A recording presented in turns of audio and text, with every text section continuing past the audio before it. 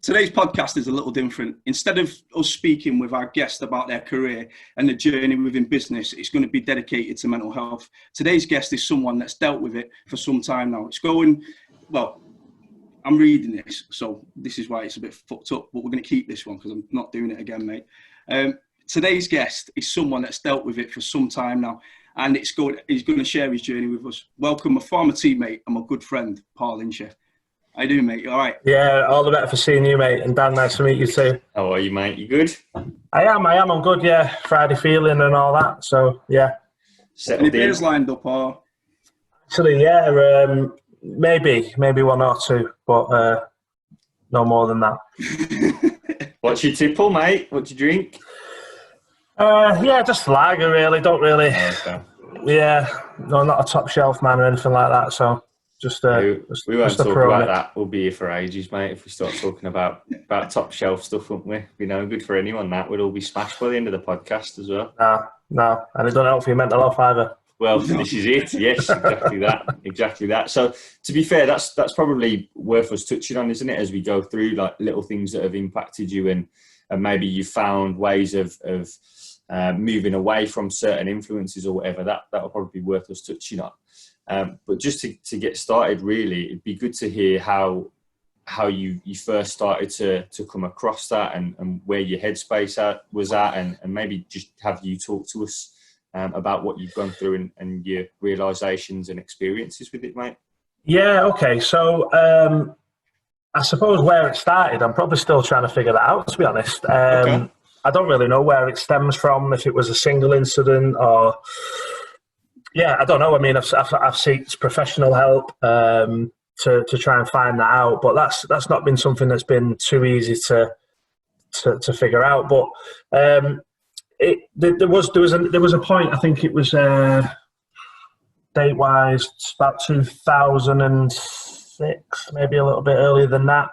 I got myself suspended from work, a job that I'd had and a career for about 10 years prior to that. I left there from school, worked at BT, Openreach, and got into a bit of trouble on a Christmas night out. Got myself suspended, and I was worried. I was panicking. Mortgage, wife, kids, lots of commitment, and just thought, what the fuck have I done here?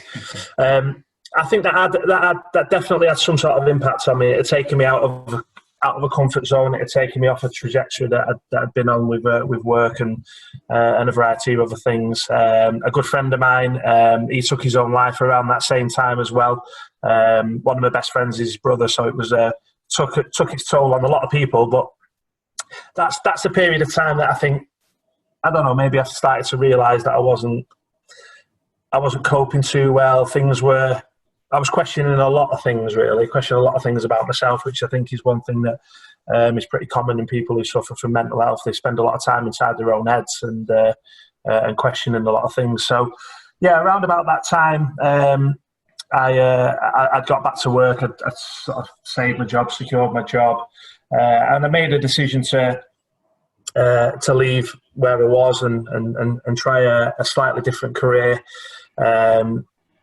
And I did, and it went well, but there was always these thoughts, there was always these negative feelings, there was a lot of different things going on in my head that I'd never dealt with before.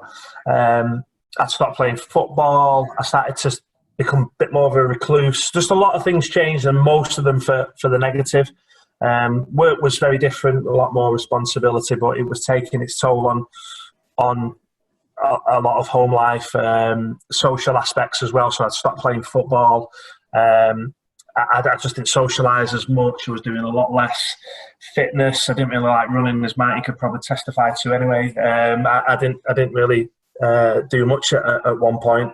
I started to eat more, started to drink more, started to put weight on, and I was just more and more conscious of a lot of things, but just found myself in this spiral, really, where I didn't really know how to get out of it. And the tipping point, and the point really where I got to when I truly realised that I had an issue and I should speak about it, was we'd been on a family holiday, and I just felt for the whole 2 weeks I couldn't get home quick enough. I hated every aspect of it.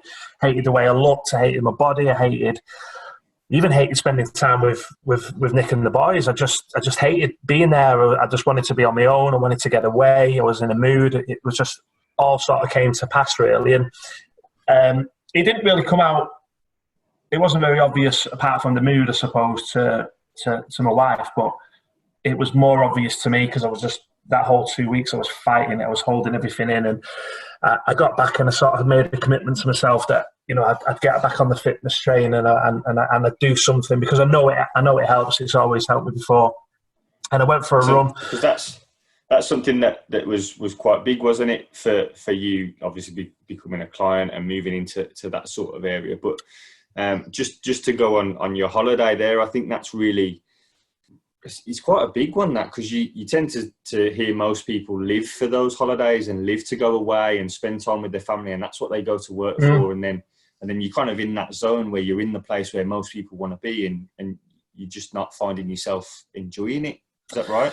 Yeah. It was. I mean, I dreaded it for weeks, months. I just really wasn't looking forward to it. I knew I was going to be out of my comfort zone in terms of just the way I looked and the way I felt about myself, and the fact that, I couldn't be sort of moody and depressed and anxious on my own. If I had to go through that, I had to go through that, you know, in front of Nick and the kids a little bit more. So, I'd come back from that, and I'd realised, you know, I couldn't go through that again. In my mind, I was like, I can't take myself there again. Let's make some changes. And I thought, right, let's just hit the road, tie the trainers, go for a run. And I swear down, that was the hardest run I've ever been on in my life. I was like 19 stone, maybe more than that, and I actually, leading up to it, I think just before I'd gone away, all the anxiety of it, I kept telling myself, speak to someone, do something, talk to someone. You know, I was feeling bad about going on holiday because I was really worried about this thing that I had going on in my head coming out, and I didn't know how to deal with it myself, so I didn't know how to deal with it if it got out. So I was a little bit more switched on to things that were being said in the media and how other people were dealing with things or not dealing with things. You know, a lot of people take it to the extreme. And I'd actually heard Stormzy talking on Radio 1 about accessing, I think it was an app. I think you postcode lottery sort of thing with mental health. Depending on where you live will depend on how good or not the mental health support is in that area, and also how you access it. And Stormzy was a bit of an advocate of this app where you could literally just text, you know, and you get a response. So if you were really struggling to even just talk to anyone about it, and even a stranger, you could actually just text. And, you know, I just maybe found the idea of texting about it a little bit easier. So I'd had a look into it, and I couldn't access it. Postcode lottery wasn't available in, you know, my health organisation wasn't sort of supporting that way of communicating. So I felt like I didn't really have anywhere else to go, because I knew I couldn't speak to anyone about it. So anyway, I'm on this run, and I just feel terrible. You know, I can't run. I thought I'd be able to do it. I have to walk back after like 3K, and I had my phone on me. And for some reason, I just went on Instagram and I took a picture of myself, and I just started writing in the caption about how I was feeling and that I was suffering, I was depressed, and I didn't know what was going on. And this was like my first step to trying to get better on my own, was to improve the fitness, and maybe I needed a little bit more help. And I actually hit send. I hovered over the button and pressed like send, and then realised that I hadn't even told Nick about the way I was feeling. So I actually ran home then, because I had to run home. I had to get home before she'd seen the post.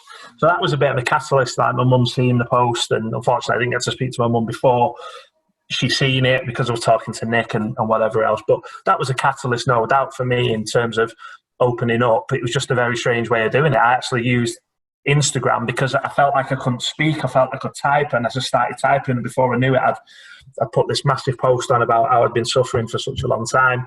And that sort of opened up doors for me to just feel a bit more confident about it. And I mean, I'm sure we'll get into it, but from then on, I'm just a massive advocate of guys in particular. You know, the whole stigma about men's mental health.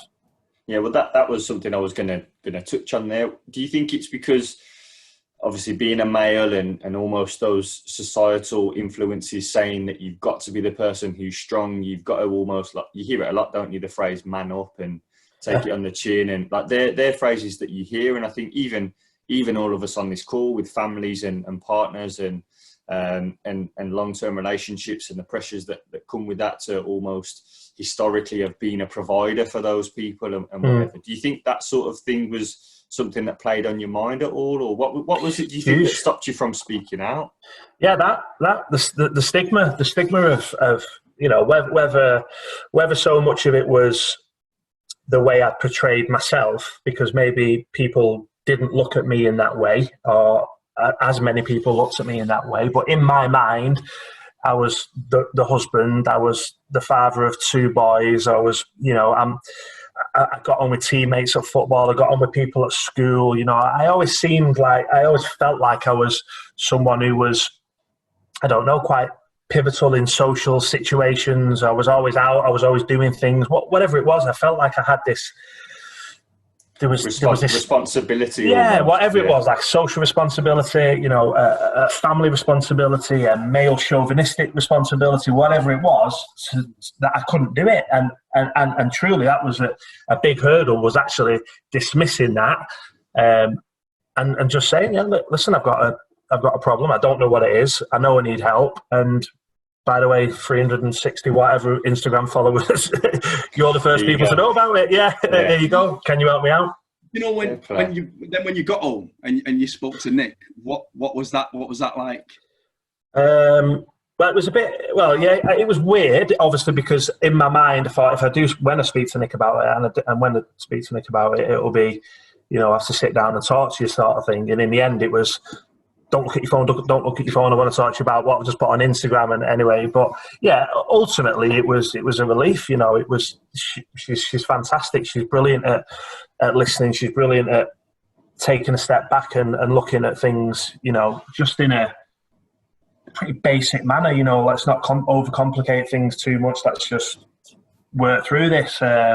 So yeah, it was a massive relief, and it just created a support mechanism instantly that again, in my mind, because of all the shit that goes on in the mind of a depressant, and I can't qualify how depressed I am versus the next person or whatever, but all of a sudden I had a support mechanism, and I had loads of it. You know, lots of people come forward, you know, messages as you would expect from people, you know, when you do it on a social media platform. You know, there were some messages that maybe I would have took with a pinch of salt, but there were some from people who I just knew were completely heartfelt, open and honest, and I knew I could speak to them, and I did, and subsequently I felt like I've had more people to talk to. Do you think it was a bit of fear almost then?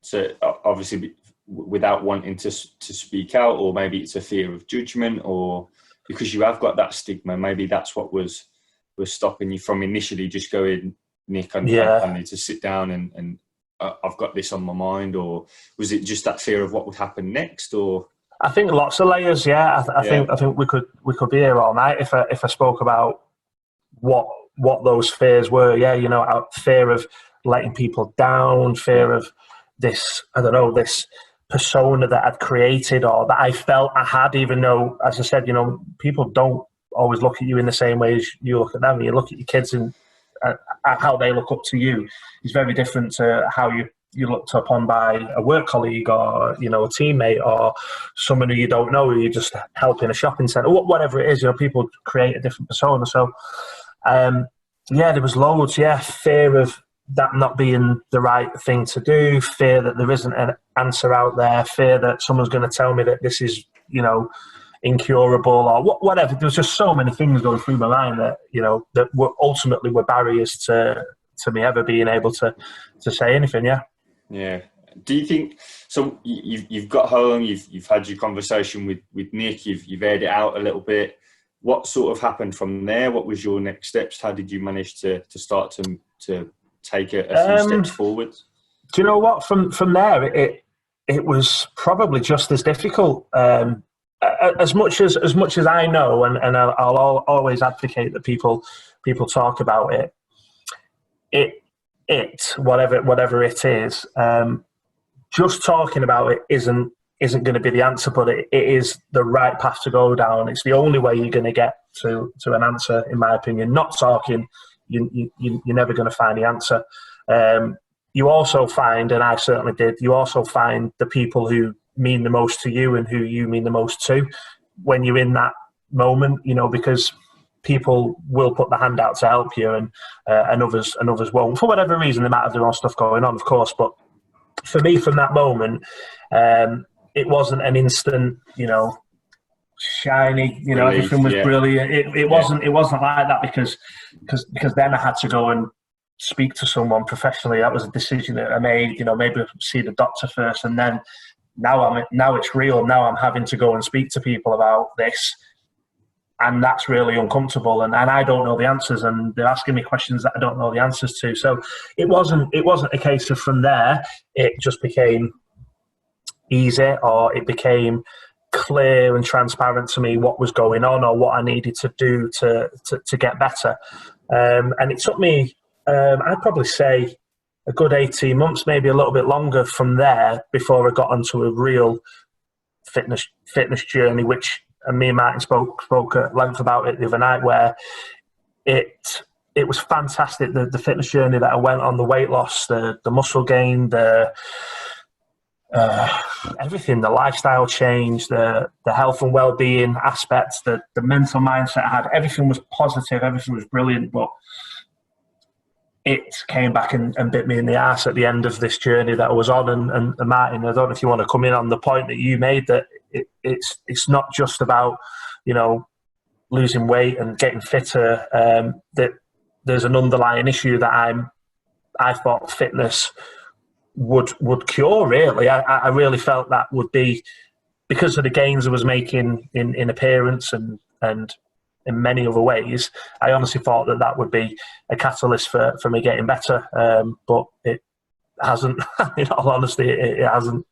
Mate, do you mind telling the story about when you was in Italy on holiday and stuff, and what we talked about the other day? And I think that's a massive thing now, and it'll open a lot of people's eyes up. Yeah, no, so I dabbled with fitness post, sort of opening up about being depressed, and then at the turn of the start of 2019, I'd really committed to myself. I said, look, let's give the fitness thing a go. Everyone says to me, you're in this state. Do you go to the gym? Do you work out? Do you raise your endorphins? Do you eat too much? Do you drink too much? And I had all of the answers that I ever gave to anyone was like, well, go and get fit, go and get a PT, go and work hard. Like I've done before. It's not, again, for me, it wasn't brand new doing that. It was going back to doing something that I'd done before. So I did a PT from around here who's got fantastic results. And my results were fantastic, no doubt about it. Brilliant results. Went on a 12-week plan. One of my good friends, my best man actually at my wedding, Mark, he was still training and has trained since I was last training. He said, look, let's train together, 5 o'clock in the morning. Let's work through this plan. Let's go smash it. And I did, and got into it. Weight was dropping off. My morning routine was get up, pint of water, no phone, sad lamp, light when it was available, all of the goodness, writing a list of, things I'm grateful for. I'm home from the gym. I've done my session before the kids are up. I'm getting them up early with a smile on my face. Everything was rosy. Everything was great. And this was all part of the plan. I was feeling better mentally. I was performing better at work. I felt stronger. We mentioned before, Dan, before we started the podcast, about randomly playing a game of football and then thinking, actually, this is as fit as I've ever felt playing football, so I'm going to get back into playing football, and all of these positive things that were going on. And one of the key things, the key goals that I'd set myself in terms of timescales was a wedding that we had last year in Italy. My wife was bridesmaid. It was Nick's best friend, a girl I've known for a long time. Really looking forward to that wedding all year. Been building up to it. It was the thing. It was the goal. It was the date in the diary, and it was another reason why I wanted to improve. So from a physical side of things, and in many ways from the mental side of things, it worked, and I'd achieved what I wanted to achieve in terms of physical change. and we gets to Italy, and it's the day of the wedding, and Nick's getting changed in the bridal suite. I've got this fantastic suite in this castle in Italy all to myself. I've got Jay-Z playing. I'm bouncing around the room. I'm out the shower. I've got the jacket and the suit, everything that I wanted to fit into and look good in, and I've put it on, and honestly, it was like, job done, absolutely perfect. In my mind, everything was perfect. And I walked downstairs into the area where everyone was, and had the biggest panic attack I've ever had in my life. And I just started sweating. I couldn't control my mind. Honestly, I was dripping wet. I had to go back up to the room, and I was panicking because I didn't have another shirt, and the shit just went off in my head again. And like I said to Martin, the best way I can describe it is this depression that I've been working on all year for a long time to try and control, and I really felt like I had it under control, just came as soon as I stepped down the stairs. I went, I ain't gone anywhere. I'm still here.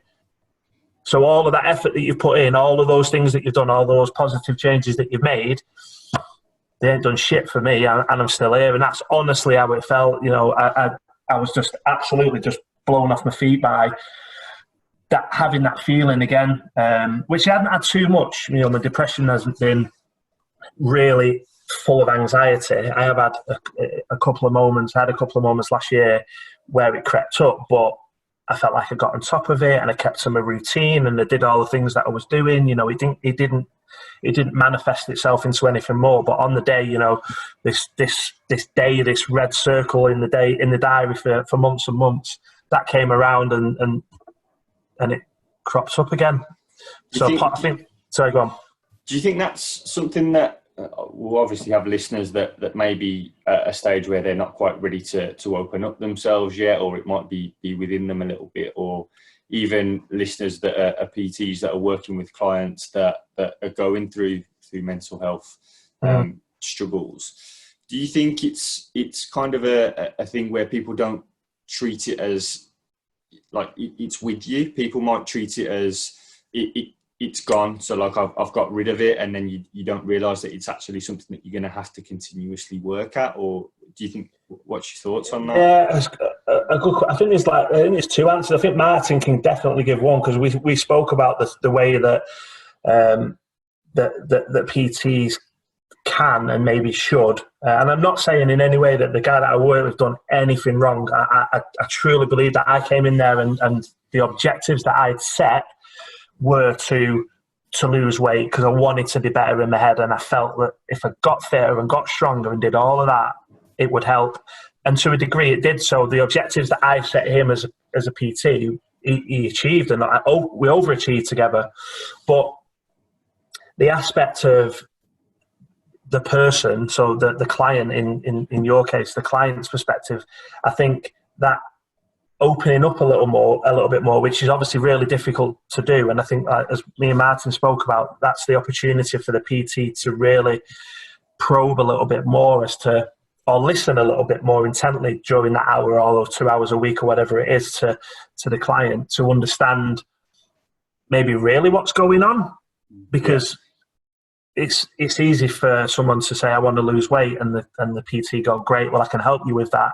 And then at the end up in the situation that I'm in now, really, where, in all honesty, I've absolutely shattered the effort that I went to on a physical level, because since then I've really struggled, and I've slipped into the same state that I've been in before, and I'm overeating, I've gained weight, I've got no confidence, and I'm at the stage now where I'm trying to reassess. I'm trying to get back to the physical place that I was, because I liked that. I did enjoy that. That's where I want to be. But I also know that re-entering that whole routine has to be with the capacity, my own mental capacity, and my own support network, to get that to be a really effective improvement to my mental health. I think with lots of clients, and especially with your journey, if you go all the way back, I talk about a trigger a lot. And if you go all the way back, your actual trigger was that time when you'd sent that message, and it was more mental than a physical thing. And then from that point, that's when you created a physical goal. But the mental goal, the trigger that started it all, was always still there. And maybe the end goal, when you got to that end goal, it was possibly, that's it. Now what do I do?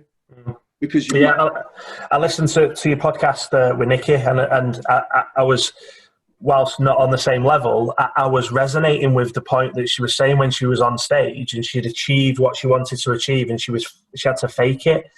Now, if you think about the story that I just told, where I'd achieved what I was there. I was in Italy. I was in shorter shorts, tighter shorts. I almost had a six-pack. I had a shaved chest for the first time in my life. Physically, I was in the best shape of my life. I'd achieved that.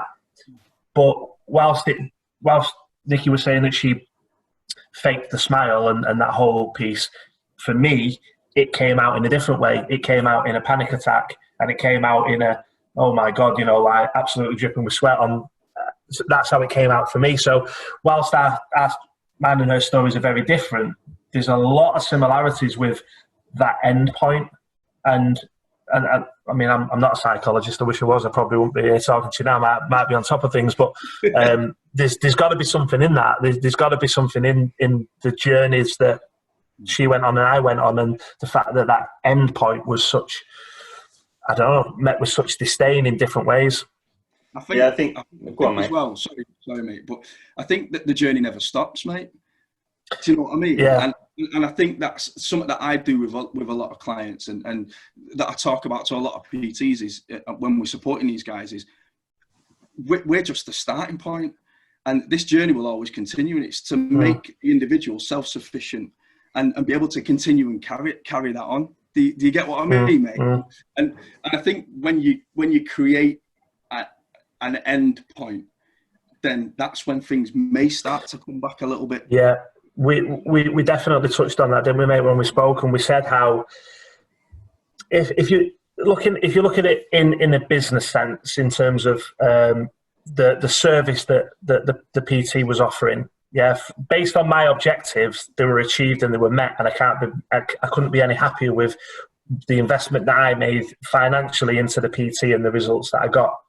But if, and this is hindsight again, if I'd have really understood, and or the PT would have really understood what I really need to achieve to be happy and to be content and to be successful and to be fitter, because if you look at me over a 18, well, probably a 12-month period, I've gone from fat to fit, back to fat again. Now, if there would have been maybe a bit more consideration, and again, in hindsight, this is a wonderful thing, that I needed to be more focused, or as focused on achieving that mental aspect, improving my mental health as well as my physical health, I'd probably be a client of that PT's for life rather than for 12, or in the end, as it ended up being a 20-week program, because my objectives are so much more different to just losing weight, gaining muscle, and wearing a nice suit to a wedding in Italy, which was what the goal was, what the objective was.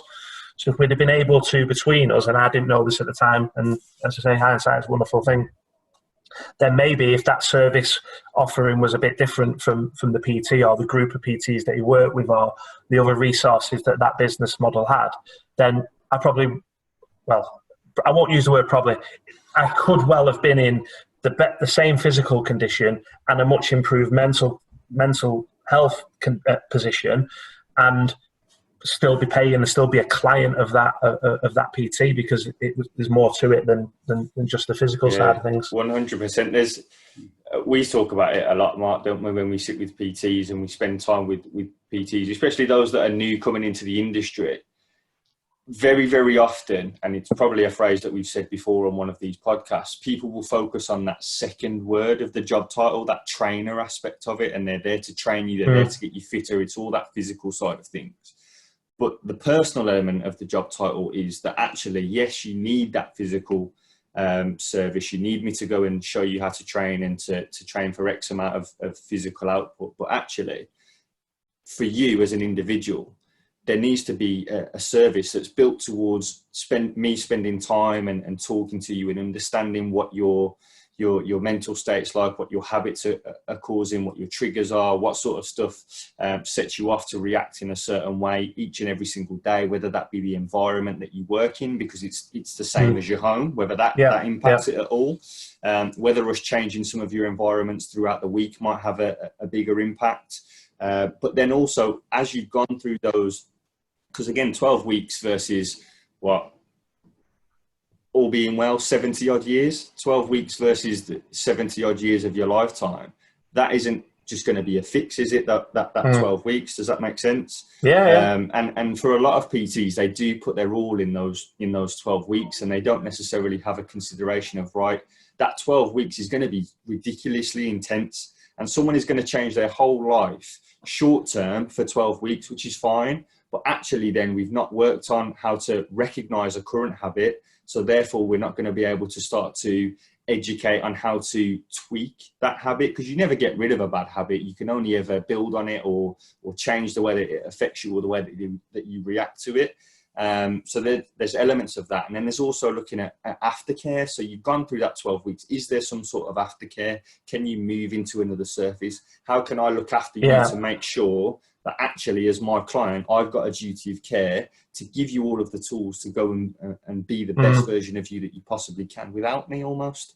But 100%, I think, and that's not personal trainer's fault at all. Like I say, we're sitting here now, and I've said it already, but me and Martin have got over 20 years experience of working with people, and that's stuff that you learn along the way. You don't get told that in your level 3 PT course, and you don't get shown how to even think about putting that stuff together as part of your PT course. But it's really, really powerful to hear that you've been in that situation as the client, where you've not necessarily had that sort of that aftercare or that real emphasis on both sides of the coin. And it's had a follow-on impact in how you've then kind of move through the next 12 months. I think there's also an element of my perception of what I was going to a PT for. So at the start of it, I would never have thought of saying, right, Chris, look, what I want from you, can you tell me if you can provide a service? I want you to train me physically to improve, but I also want you to be aware of the mental issues that I've got that I don't really know the answer to myself, and whether you can help me or you as a business have got additional resource. My expectation was, I'll go to Chris, we will do a 12-week plan, I will get physically fitter, then I will be better mentally, my mental health will improve as a consequence. And to a degree it did. I can't deny that I felt highs that I'd never felt through training, or for a long time felt. And I can't deny that, I had better nights out with Nick where I wasn't flipping into this or going into this dark hole, and a better time with my kids, and holidays were better. No doubt about it, there was an improvement, massive improvement. But I never entered the space of going to a PT for that, because I'm not looking at a PT to do that. So maybe there's more of a cultural shift in what a PT does, or as a group, what is accessible through a PT and additional resource, because that's a massive skill set to have if you've got all of your physical, your PT level qualifications, and then expecting to be able to understand the inner sanctums of someone's mind. A lot of that comes kind of with experience and having to work with different types of people. And then I suppose if you're curious enough, anyway, I'm just obviously speaking from my experience, you just get that curiosity to want to understand why is this not enough, or when the client's not with me anymore, why are they still reverting back? Or maybe they train with me for a period of time and then they leave back, and then they come back again, and they put all their eggs in that physical training basket. But again, like you said there, the majority of members, the majority of people initially, that's what they're going to probably go to a personal trainer before, because even they only see that they work in a gym all the time, they spend all of their time training, all they do is eat chicken, broccoli and rice. That's what Instagram tells us, isn't it? Like if you look at a PT's Instagram, that's what's on there. but then that's reinforcing to the people that are out there, the members that are out there, that this is what we do. This is everything that it's built around. But I think even more so, especially now, we do work in facilitating behavioural change and helping people find their own, like the more that you can help your client find their own way of solving the problems that they've got, in my opinion, the better job you've done. And I think maybe because we do so much go with personal trainer as the job title, rather than, you're starting to see it a lot more now with people calling themselves coaches, which is great, because you're coaching people through it, and asking the right questions, and again trying to facilitate that, aren't you? But it's really, really, really good to hear a client's point of view, because very, very rarely do we, as like both of us as fit pros, obviously we speak to our own clients and have spoken to our own clients in the past, but to then see how someone's gone away and then the impact or the comeback, almost, you've got to the bottom of those stairs and it's, hi, I'm still here, is just, it's really, really refreshing is probably not the right word, but I think it gives us as an industry and as fitness, a bit more perspective. Yeah, massively. Yeah. I think it probably gives the listener clarity as well of what they're going through at this moment in time, because there'll be so many people that have been on that journey, just like Nicky, just like yourself, mate, that have got where they thought everything would be solved, and they're like, now what? And then they've maybe gone back into that shell again, and now they're not talking to anybody anymore.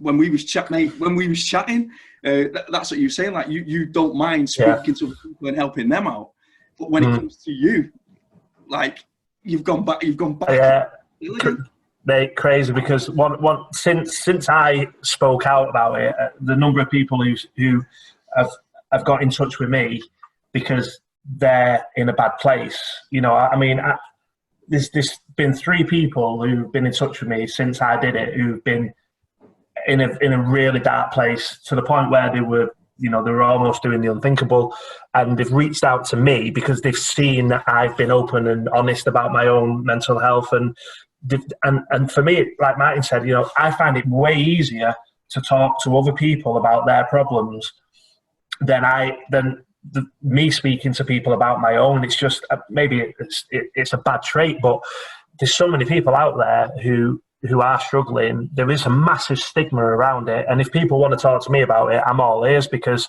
I don't feel like I'm preaching anything to anyone other than just talk, because I haven't got the answers myself. So I don't go, take this book, go on Amazon, buy this book because it's going to cure everything, or do a 12-week plan because it's going to cure everything. I'll say, I did a 12-week plan and then it was 20 weeks and I felt mint and here I am. Or I read that book and it was okay. I went to this doctor, I went to see this hypnotherapist, I've been to everything. But just keep talking, just keep plugging away, because there will be an answer there. Or if there's not an answer, which I've kind of come to think that maybe there isn't for me, an answer in terms of this is the fix. I need to prepare myself and arm myself with enough for me to get through it. And that will be the likes of, you know, improving my physical state again, because I know it works. I do need to do that again, but then I need to also consider that while I'm on that journey, while it's a 5 o'clock gym session, while it's counting my calories, while it's turkey or whatever, I also need to be speaking to more people about me, because otherwise I'll just be in this cycle, and I don't want to be doing that. Yeah, 100%. It's amazing. I've really enjoyed listening to your story, mate, because again, like we were saying, it's sometimes we do get wrapped up as an industry and as fitness professionals that we are, or we don't even necessarily realise just how much of an impact we can have on someone's whole life. Because, like you said there, it's every single day, isn't it? It's not like you ever get a day off from it. And when you thought you'd almost seen the light, it was yeah. There you go. There we go. Amazing. So, but obviously moving forward, you've mentioned there that you've got some plans and some ideas of how you're going to start to kick on and I got told about this good PT who'll talk to you a little bit more about other things. So I'm gonna fire him a text and see if we can't hook up. But yeah, no, Martin had already said, you know, let's do something. Let's see if you can't help in both aspects, because it is both aspects that I need to look after. But next step is, I suppose, getting back on that, or getting off this wagon, getting on the new one. I'm just trying to make those improvements last, and it not be a cycle, and it be that, be that change, that lifestyle change, which I know will have an impact on the mental health side of things. So, yeah, that's the plan. Amazing. Great to hear. Amazing. So really, really appreciate you opening up to us there. It takes a lot for you to have done that, especially with you saying that in the past it's not necessarily been so easy for you to do it. So true. It'll resonate with some of the guys that are listening, whether it's from the angle of that they're in a similar seat or a similar position to yourself, or it's a PT that's looking to ensure that they really, really go out there and help people to the full extent, or as much as they possibly can. Yeah. So we'll hopefully lighten the mood a little bit now. We've got some questions and some fun stuff just to wrap up. All you right, see Jay-Z in the background. So first one will be sing your best Jay-Z verse. No, I'm only joking. We won't get you to do that. So we'll go with, in fact, Martin, if you want to jump in with the first one, mate, whenever you're ready. So the first one is, mate, stranded on a desert island. That's you there. One album only. Which one are you taking? Reasonable Doubt. See that was easy. We did one the other day. It took about 20 minutes. Easy. And there was absolutely no doubt in your mind then, was there? You just said it straight off. Yeah. Why that one? Because growing up as a white lad in Blakely, which was prominently white, having listened, and Blakely, Martin knows it. It can be rough, but my mum, a single child, only child, should I say. My mum and dad always worked really hard.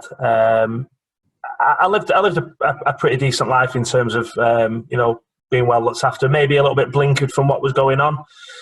And I remember listening to Reasonable Doubt and thinking, "Holy shit, there is a different world out there." Not just musically, because that wasn't part of my musical culture growing up, hip hop in any way.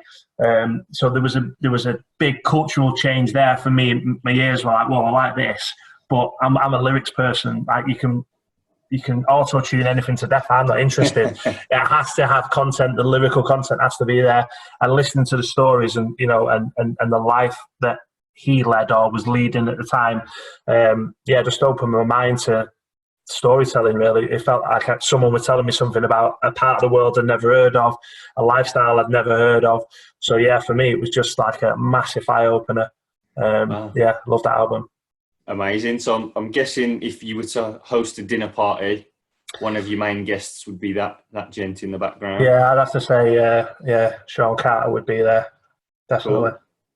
Other two more. Yeah. Alex Turner, lead singer of the Arctic Monkeys. Okay. Yeah, another lyrical genius in my mind. A lot of musical influences in there. Yeah, I know. Yeah, I should probably go with a sporting one, but I probably wouldn't. I'd probably go with Barack Obama. Interesting. Why? Yeah. Again, I think there was a cultural shift. I think he's a very switched on gentleman, as you would imagine, being a president. Well, actually, no, it's not a prerequisite for being a president of the United States. Let's not go there. Yeah, okay, we don't want to be Trump bashing too much, but I've just always been an admirer of him. I think Michelle would have to come and pick him up, and we'd have to have an hour with Michelle as well, because she grabs my attention as well. I just think he's the sort of person that you'd want at a dinner table. I think he'd be open and honest, but he'd be able to tell you a lot of things that you didn't know. Amazing. And then if you were cooking for them, three of them, what would you cook? What would a cook that I could cook, or what? Because a lot of the food that I like, I'm not really very good at cooking. Let's go with what you would serve then. So not necessarily what you can cook, what you would serve. Otherwise, it'll be pot noodles for 3 courses, won't it then? No, maybe super noodles. I can get a pan out. That's a step up. I'm a big fan. I'd have to have a curried mutton, rice and pea, bit of mac and cheese, plantain. I'd have to serve that up. In fact, we're having that tomorrow night. Just where we live, a little market that we go to, a bit like Altrincham Market, but not as That was of its own. But there's a great little pantry in there, Blackbird Pantry they're called. Local small business, great food. So yeah, we're picking that up tomorrow night from them. But yeah, cool. I do like that. Yeah. And then dessert. Probably the same again. Here lies some of my problems. By the way, I've not got a sweet tooth. Maybe just a cheese board. I've really not got a sweet tooth. I'd rather have 2 starters and a main than a starter main and dessert. Fair play. Yeah. First guest who's not been big into dessert. I think we've had quite a few dessert lovers so far. So. Yeah, it's just not my thing. My dad's the opposite. He reads the menu backwards. yeah. Goes dessert. Yeah. Okay, cool, amazing. But again, we'll finish off there. But really, really appreciate you jumping on, Paul. It's been great to have you. Amazing to hear your story, and really, really nice for us to be able to put that out and to hopefully help others that are listening in and tuning in. So for all of the listeners, if you do want to subscribe, just click on the link to do so, and you'll get an update every time that we have a new episode come out. Other than that, we shall see you next episode. And thank you so much for listening. We do really appreciate it. Have an amazing day and see you all soon.